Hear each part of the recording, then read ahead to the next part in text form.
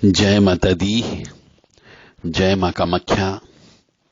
देव Radha trust Satyavani channel से आप गुरु यदि किसी स्त्री का खराब हो और विशेष तौर से जन्म पत्रिका में लग्न चार्ट में गुरु यदि 12वें भाव में बैठा हुआ हो, 12वें भाव का मतलब हो गया लगन जहां लिखा रहता है उसके एक खाना पहले जहां गुरु बैठा हुआ होता है द्वादश स्थान में, तो मान के चलो उस स्त्री की पारिवारिक जिंदगी खराब होती है।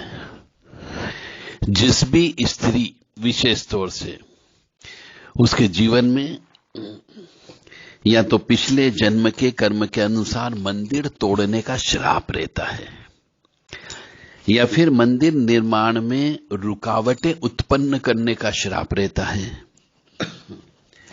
या फिर मंदिर में रुपयों की चोरी करने का श्राप रहता है, या मंदिर की संपत्ति हड़पने का दोष रहता है। कहीं न कहीं पे मंदिर से संबंधित धन कह लीजिए, या मंदिर निर्माण नहीं होने देना, या मंदिर निर्माण में किया परंतु उसमें कमीशनबाजी, खाली भ्रष्टाचारी कर दी, अपना मकान बना लिया। तो इस प्रकार का दोष इस गुरु द्वादश भाव में बैठे होने की वजह से होता है। जहां लगन लिखा रहता है जस्ट उसके एक खाना पहले कोने में गुरु लिखा हुआ हो, तो मान करके चलो उस स्त्री को विशेष तौर से गुरु का श्राप रहता है। और जिस भी स्त्री को गुरु का श्राप रहता है, एक तो उसका विवाह में भयंकर अड़चने आती है, मतलब उसे पूरी जिंदगी भर गुरु महाराज की पूजा करना पड़ती है, विशेष विधि विधान से पीली पूजा जिसको बोला जाता है।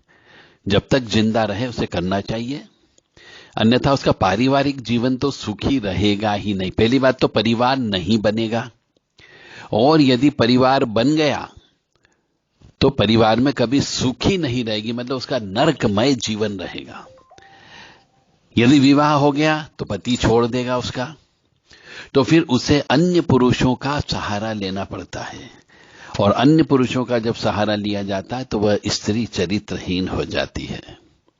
यह गुरु दोष है, उसका भी कोई वो नहीं है कि उसकी वजह से होता है, यह सब पिछले जन्म के कर्मों का फल होता है।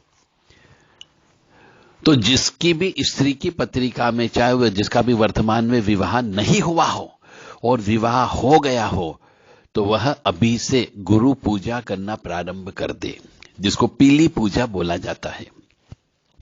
गुरुवार व्रत उपवास के नियम का पूर्णतः कठोरता से पालन करें, तो शायद उसके जीवन में बहुत सारे कष्ट कम हो सकते हैं। अन्यथा कष्ट को रोकने कोई नहीं रोक सकता, क्योंकि गुरु के द्वारा दिया गया श्राप ये बुद्धि को खराब करता है, चरित्र को खराब करता है, और कई बार बच्चे पैदा नहीं होने देता। यानी विवाह ही नहीं होने देगा तो बच्चे कहां से पैदा होंगे।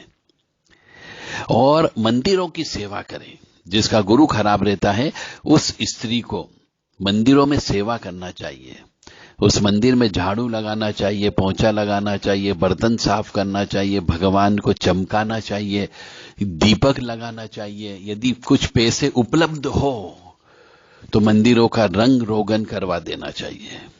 मंदिरों में यदि उस मंदिर में जिसमें जाती है लाइट नहीं हो तो लाइट लगवा देना चाहिए। यदि कहीं पत्थर टूटा हुआ तो पत्थर लगवा देना चाहिए। पैसा हो तो कहीं पे आपको लग रहा है कि सुंदरता के लिए टाइल्स लगा देना चाहिए तो वो लगवा देना चाहिए। मतलब अपनी श्रद्धा सामर्थ्य के अनुसार जितना दान मंदिर में करेगी वह स्त्री, उतना उसको पुण्य की प्राप्ति होने की संभावना है। अब वह उसके मन कर्म वचन पर निर्भर करता है कि वो अपनी पास की जमा पूंजी या स्वयं के द्वारा कमाए गए पैसे में से कितना पैसा मंदिर में लगा सकती अपनी इस आत्मा की उन्नति के लिए। यदि विवाह नहीं हुआ हो और सर्विस करती हो तो पैसे होंगे ही, तो बजाय कि अपने भाई बहनों माता पिता पर खर्च करे, उसको ईश्वरी कार्य में खर्च करना चाहिए। 80% अपने लिए सिर्फ जीने लायक कि हाँ हम जी रहे हैं केवल, उसके अलावा पूरा पैसा मंदिर में लगा देना चाहिए। तो उसको काफी कुछ हद तक इस श्राप से मुक्ति मिल सकती है। परमानेंट मुक्ति का मतलब हो गया 100% मुक्ति नहीं मिलेगी, कुछ कष्ट तो भोगना पड़ेगा। पर हाँ, विवाह हो सकता है, बच्चे पैदा हो सकते हैं, परंतु फिर पति का सुख रुक जाएगा। इसीलिए अपनी साधन क्षमता के अनुसार उस गुरु श्राप को मिटाने के लिए, कम करने के लिए, उसकी पावर कम करने के लिए एकमात्र उपाय है केवल पीपल की पूजा और मंदिरों की पूजा और गुरुवार व्रत उपवास और पीली पूजा करना होती है। यदि किसी भी माता की, बहनों की, बच्चियों की यदि गुरु द्वादश स्थान में हो तो वो देव राधा ट्रस्ट से संपर्क कर सकते हैं व्हाट्सएप के माध्यम से, ताकि उन्हें इस संबंध में और भी कुछ उपाय और टोटके बताए जा सकते हैं। विशेष पूजन अर्चन किया जा सकता है जिससे उनका विवाह हो सकता है।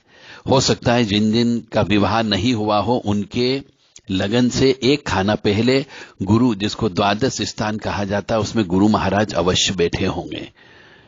तो ऐसी सभी महिलाओं से, स्त्रियों से, कन्याओं से विनम्र निवेदन है कि यदि वह इस पाप का प्रायश्चित करना चाहती हो तो प्रायश्चित कैसे होता है, इसका विधान देव राधा ट्रस्ट से आप संपर्क करके करवा सकते हैं। जय माता दी, जय मां कामाख्या।